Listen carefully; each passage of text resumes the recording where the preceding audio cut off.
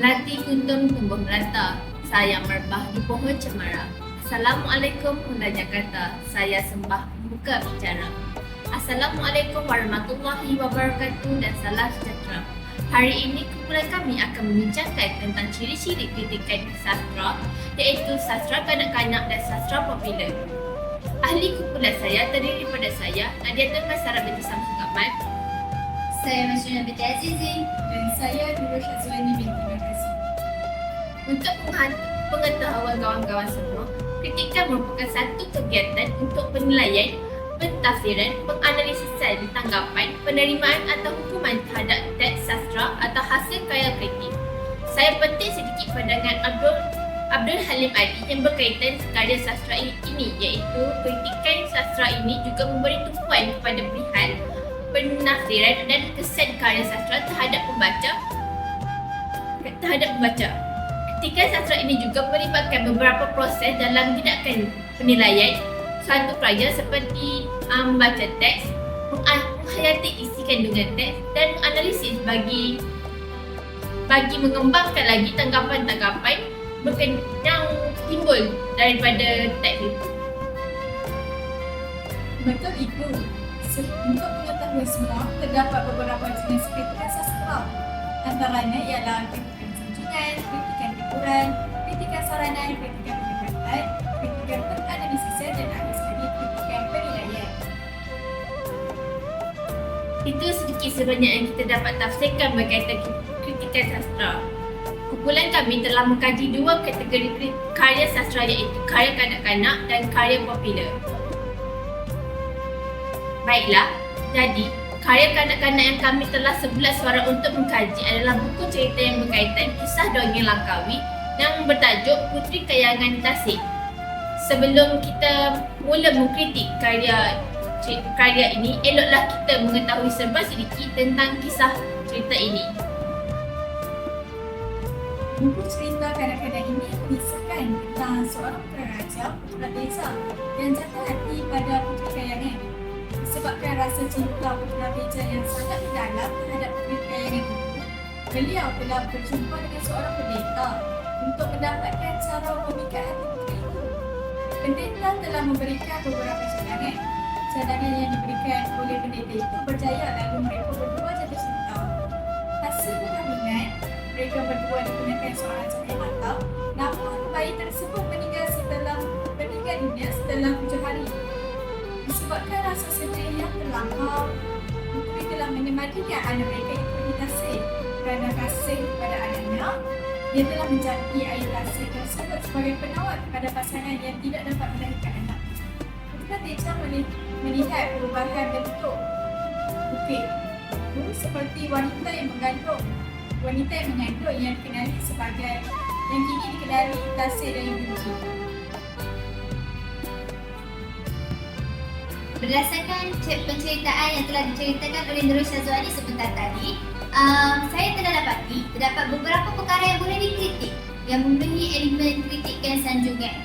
Kritikan sanjungan ialah pernyataan yang rasa kagum dan senang terhadap orang lain. Oleh itu, dalam karya ini, saya menyanjung kreativiti penulis untuk menceritakan tentang sebuah tasik yang terkenal di Pulau Langkawi, iaitu Tasik Dayang Bunting. Dalam karya ini juga, penulis telah menggunakan ilustrasi yang menarik supaya kanak-kanak dapat bermain dengan daya imajinasi mereka. Karya ini juga sangat bersesuaian dengan peringkat umur kanak-kanak kerana bahasa yang digunakan juga sangat mudah difahami pada peringkat umur mereka.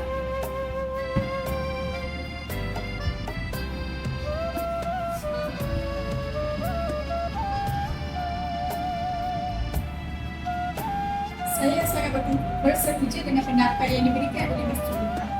Kritikan yang kedua ialah kritikan teguran, iaitu kritikan yang bersifat memberi teguran dan peringatan secara ikhlas.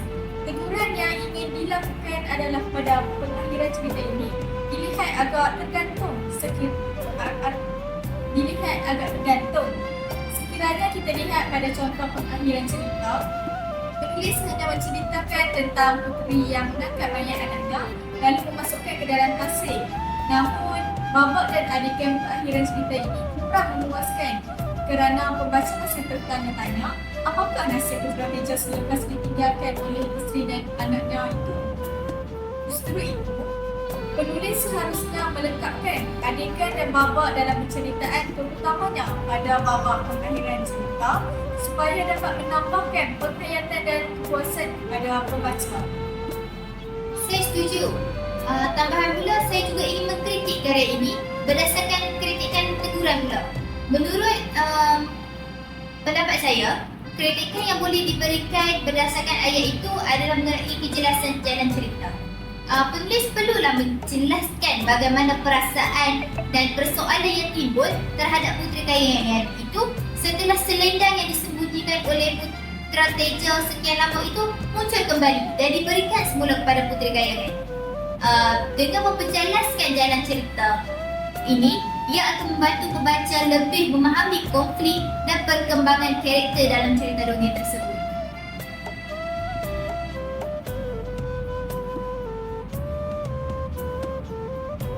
Setelah teguran yang diberikan oleh Mas Rina sebentar tadi, kini saya pula ingin memberikan kritikan saranan. Kritikan untuk pengantar semua. Kritikan saranan ini adalah kritikan yang mengajukan sesuatu untuk memperbaiki kekurangan serta memantapkan lagi unsur-unsur yang berbina dalam karya ini. Kritikan saranan ini juga bersifat memberi alternatif kepada penulis untuk memperbaiki kekurangan dalam suatu karya.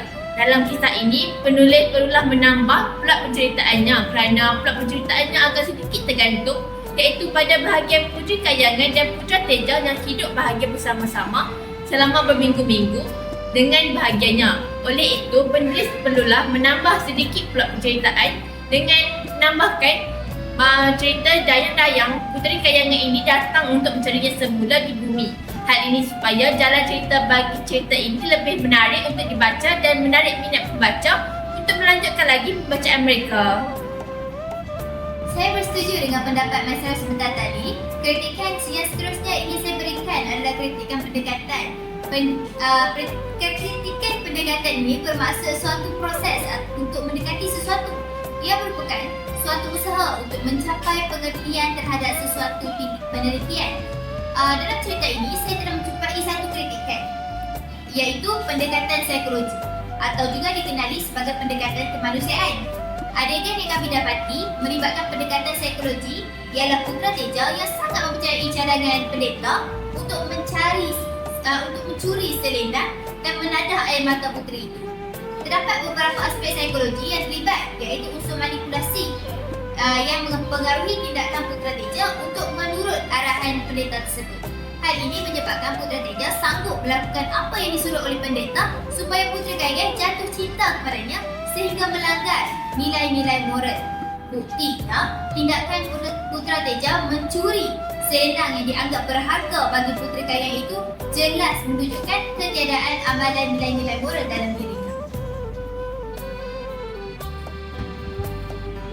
Mungkin Nurul Syazwani boleh memberikan kritikan selanjutnya.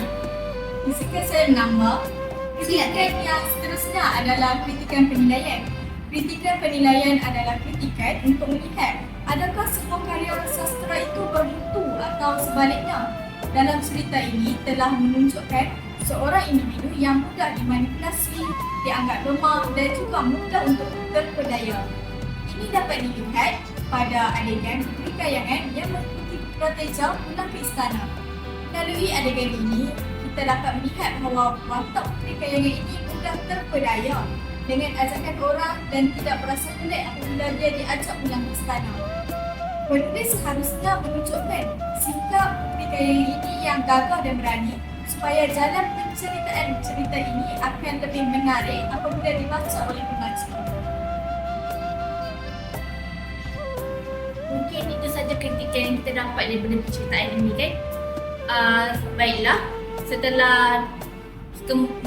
kemudian kami akan teruskan lagi pembincangan pada hari ini dengan memberi kritikan pada sastra popular pula.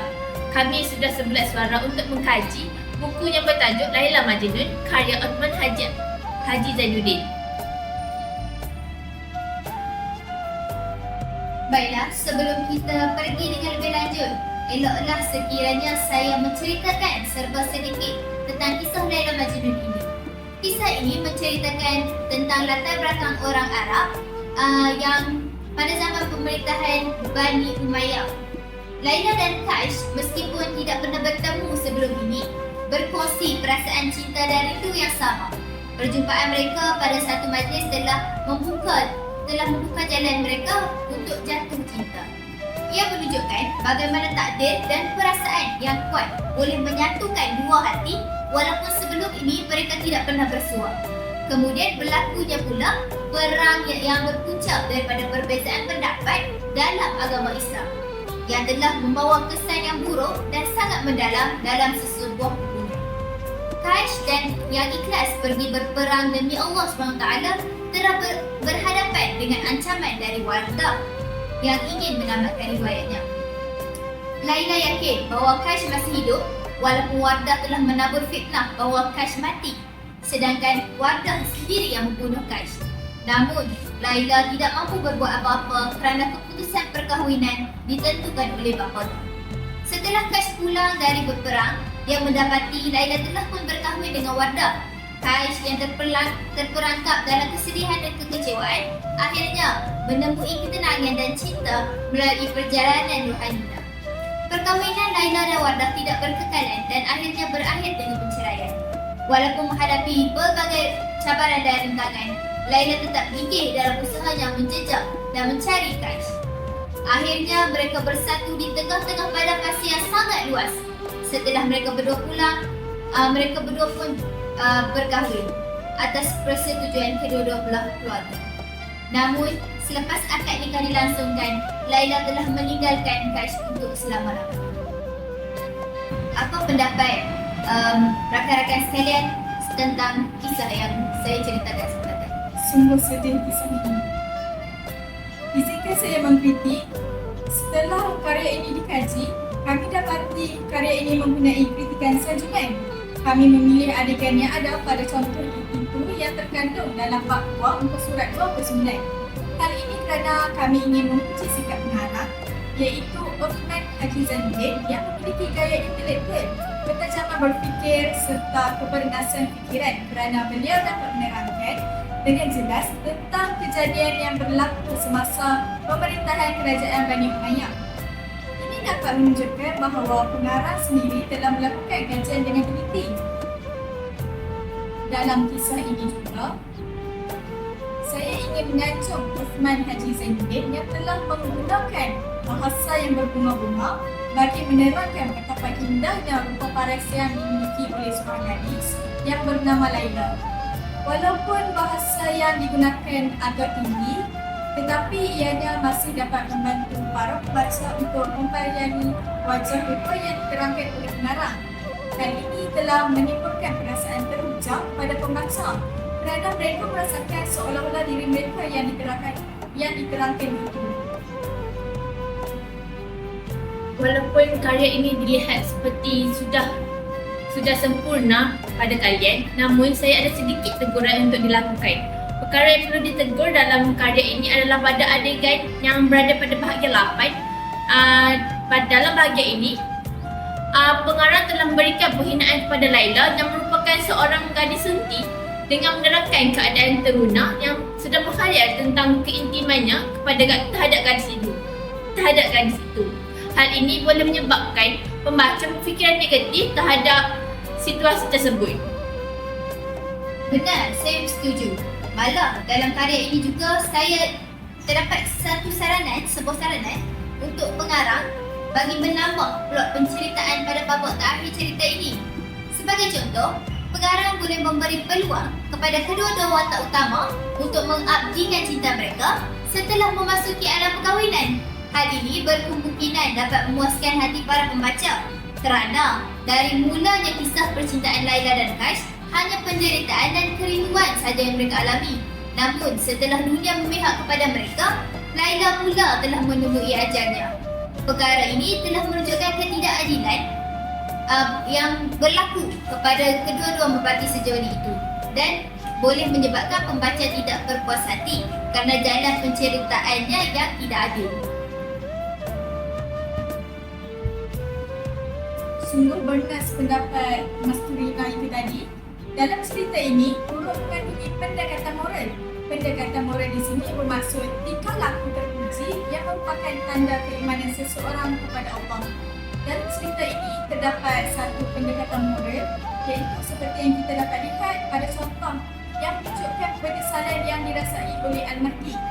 Penyesalan adalah perasaan yang harus dirasakan dalam hidup kerana perasaan biasa ini akan membuatkan seseorang akan berusaha menjadi lebih baik dan akan mengurangkan kesalahan dalam hidupnya.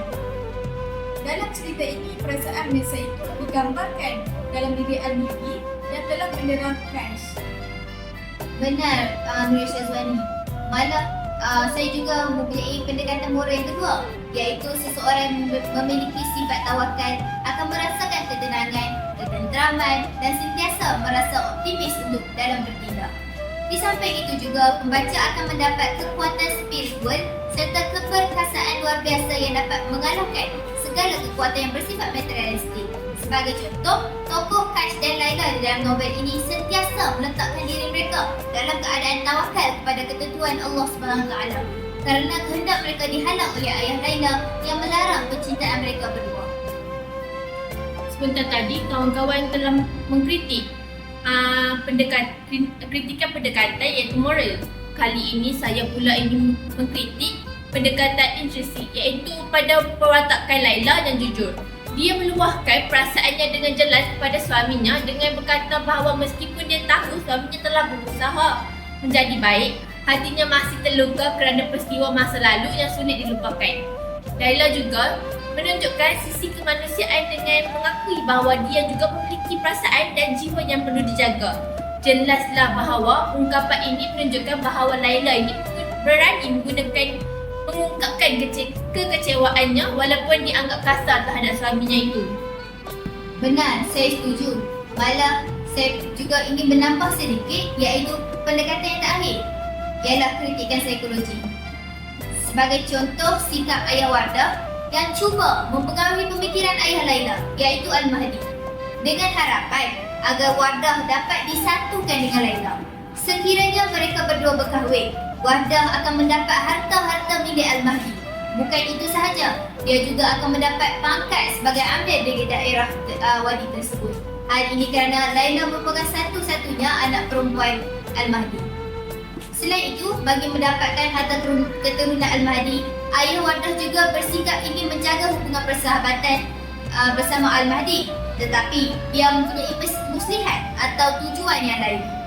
Hal ini jelas menunjukkan pengaruh psikologi seseorang demi mencapai matlamat tertentu tanpa bersikap jujur, walaupun dengan saudara sendiri. Bukan itu sahaja, kritikan seterusnya adalah kritikan penganalisisan. Kritikan penganalisisan merupakan kritikan bersifat penyelidikan untuk mengetahui keadaan yang sebenarnya. Dalam cerita ini, saya mendapati bahawa terdapat satu watak sampingan yang menjadikan cerita ini cerita yang mencapai prestasi yang baik. Pengarang telah mewujudkan watak seorang hamba abdi yang bernama Umi Salama telah ditugaskan untuk menjaga dan memberikan perhatian kepada Kash. Pengarang juga menjadikan hamba abdi, iaitu seorang yang rendah darjatnya, kini diangkat menjadi pasangan hidup kepada tuannya, iaitu Banu Ayah kepada Kash. Di samping itu, terdapat juga kritikan penilaian. Melalui penulisan Ohman Haji Zainuddin, beliau telah menyingkap masalah kecuaian Al-Mahdi sendiri dalam mendidik anaknya, iaitu Laila. Al-Mahdi terlalu bersifat mengongkong anaknya dengan bertindak mengurung anaknya di dalam rumah sehingga Laila tidak berpeluang langsung untuk melihat dunia luar. Hal ini menyebabkan nafsu yang telah terkumpul telah menguasai diri anaknya itu sehingga dia berani berbuat sesuatu perkara di luar jangkaan kerana cintanya yang mendalam terhadap Kash. Malah, sepanjang kehidupan Laila, dia sentiasa berada dalam penjara walaupun setelah berkahwin dengan Wardah, iaitu pilihan bapanya. Mungkin itu saja yang kita dapat rungkaikan daripada kisah Laila Majnun ini. Kawan-kawan lain, ada apa-apa tambahan lagi? Saya rasa setakat ini saja kritikan saya. Melalui perbincangan kami sebentar tadi, apa yang kita dapat simpulkan adalah kita semua dapat nilaikan dengan jelas bahawa karya sastra di Melayu ini ada daripada setiap kategori mempunyai ciri-ciri tersendiri yang secara tidak langsung dijadikan sumber untuk dikritik oleh pembaca. Namun, kritikan tersebut tidaklah semuanya berupa negatif kan? Malahan, terdapat juga kritikan secara positif. Hal ini demikian untuk memastikan setiap pengarang sastra dapat mengambil cakna bagi menghasilkan karya sastra yang lebih baik dan bermutu kepada pembaca. Baik, dengan itu izinkan saya akhirkan perbincangan kita pada hari ini dengan dua rangkap pantun. Dayung perahu tujuh haluan, membawa rokok bersama rempah. Kalau ilmu tidak diamalkan, ibarat pokok tidak berbuah. Bunga seroja di atas para, jatuh ditimpa buah berangan. Andai kata tersirat bicara, kemaafan jua kami pohonkan. Sekian, wabillahi taufiq wal hidayah. Assalamualaikum warahmatullahi wabarakatuh.